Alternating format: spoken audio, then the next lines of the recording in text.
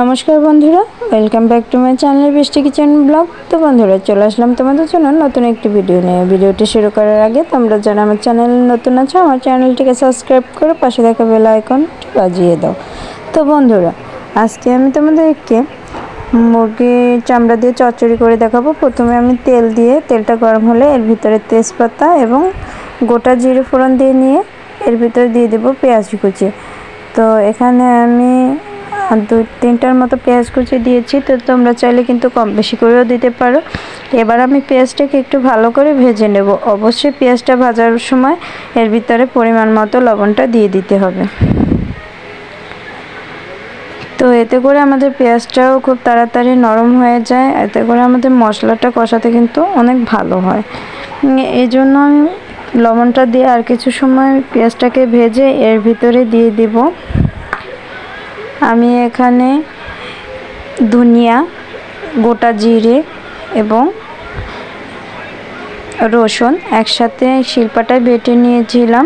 তো একটা মিক্সড মশলা বলতে পারো, জিরা, ধনিয়া আর রসুন। তো এগুলোকে আমি পেঁয়াজের সাথে দিয়ে একটু হালকা ভেজে নেব। তো এটা যখন হালকা ভাজা হয়ে যাবে সে পর্যায়ে আমি এর ভিতরে দিয়ে দেব কিন্তু হলুদ গুঁড়ো। এতে করে আমাদের যে তরকারিটার কালারটা কিন্তু অনেক ভালো আসবে।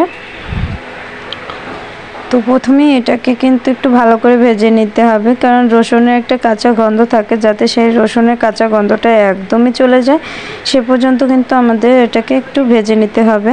তো আমার ভাজা হয়ে গেছে। এখন আমি এখানে হাফ চা চামচের মতো হলুদ গুঁড়ো দিয়ে দিলাম, এতে করে কিন্তু কালারটা ভালো আসবে। তো হলুদ গুঁড়োটা দেওয়ার সাথে সাথে একটু মিশিয়ে কিন্তু এর ভিতরে দিয়ে দিতে হবে জল, তা না হলে কিন্তু হলুদ গুঁড়োটা পুড়ে যাবে। এইদিকে অবশ্যই আমাদের লক্ষ্য রাখতে হবে। তো এবার এটাকে জলের সাথে মিশিয়ে এর ভিতরে এক এক করে বাকি উপকরণগুলো দিয়ে দিব। এখানে আমি দিয়ে দিলাম লঙ্কা গুঁড়ো। তো এখানে আমি 1.5 চামচের মতো লঙ্কা গুঁড়ো দিয়েছি, কারণ যেহেতু চচ্চড়িটা একটু ঝাল হলে ভালো হয়। তো বন্ধুরা, আমি এখানে 1.5 চামচ লঙ্কা গুঁড়ো দিয়ে নিয়েছি। এবার এটাকে মিশিয়ে দিলাম আর দিয়ে দিচ্ছি 3টা এলাচ এবং গোটা কয়েক দারচিনি। তো এটা কিন্তু আমি আস্তই দিচ্ছি। আর দেখো কত সুন্দর একটা কালার এসেছে। তো অনেকেই আছে যারা আমার মতো, যাদের ফ্রিজে দেখা যাচ্ছে যে মুরগির সলিড মাংসটা খাওয়ার পরে দেখা যাচ্ছে যে চামড়া, পা, তারপরে পাক এগুলো থেকে যায়, তো সেগুলো খাওয়া হয় না। তো এই রেসিপিটি দেখে অবশ্যই সেগুলো তোমরা খেতে পারবে। তো আমারও এরকম অনেক দিন ধরে জমে যায়, তো আমি একসাথ করে এইভাবে রান্না করে নিই। তো আমি এটাকে কিন্তু ভালো করে কষিয়ে নিচ্ছি। তো এটা সম্পূর্ণটাই মশলার উপরে এর টেস্টটা নির্ভর করে। তো এই যে দেখতে পাচ্ছ মুরগির চামড়া, পাক এবং পা, এটা আমি রান্না করব আলু দিয়ে। অবশ্যই আলুগুলো ছোট ছোট করে পিস পিস করে কেটে নিতে হবে, যেহেতু এটা চচ্চড়ি, এটা কিন্তু আলু দিয়ে করলেই ভালো লাগে। তো আলুগুলো কিন্তু একদমই ছোট ছোট করে কেটে নেওয়া। আর দেখো এই চামড়া, পা এগুলো কিন্তু আমি ছোট ছোট করে পিস পিস করে কেটে নিয়েছি।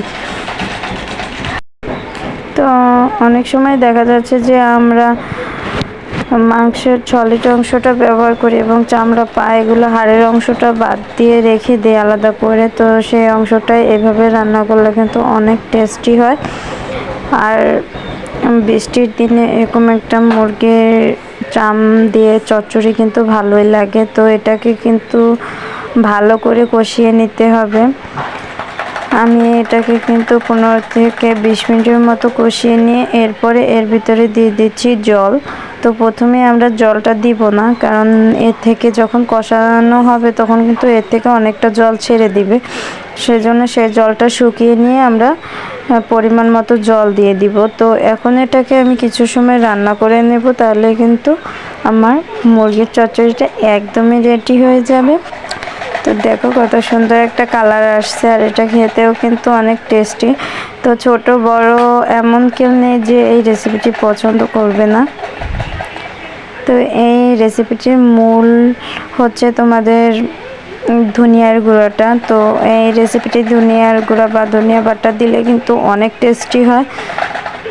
তো এখানেই রয়েছে এটার ভিন্নতা। তো বন্ধুরা, আশা করি তোমাদের ভিডিওটি ভালো লেগেছে। তো তোমরা যারা আমার চ্যানেলে নতুন আছো, আমার ভিডিওগুলো দেখছো, অবশ্যই আমার চ্যানেলটিকে সাবস্ক্রাইব করে পাশে থাকা বেল আইকনটি বাজিয়ে দাও, যাতে করে আমার পরবর্তী ভিডিও আপলোড হওয়ার সাথে সাথে তোমরা পেয়ে যাও।